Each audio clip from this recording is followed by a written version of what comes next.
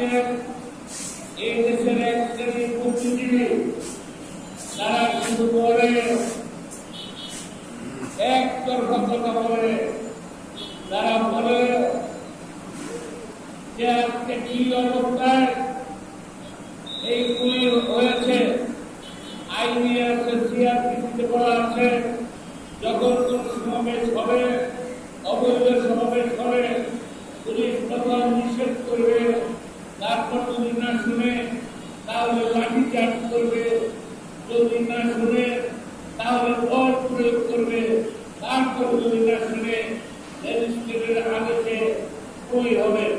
কি অবস্থায় গোলাগুলি হয়েছে, গোলাগুলি শুধু পুলিশ করেছে তার নয়, বহু তথ্য প্রমাণ আছে, আপনারা দেখেছেন। ওই অগ্নি সন্ত্রাসীদের পক্ষ থেকেও শুধু গান পাউডার দিয়ে সবকিছু পুড়িয়ে যেতে তার নয়, তাদের পক্ষ থেকেও গুলি হয়েছে, সেই গুলিতে অনেকে মারা গেছে। তদন্তের প্রকৃত জিনিস বের হয়ে আসছে, তারা এখন বলে কোন মামলা মোকদ্দমা করা যাবে না। আপনারা ওই রাজ্য সৃষ্টি করবেন, রাষ্ট্রীয় সম্পদ ধ্বংস করবেন,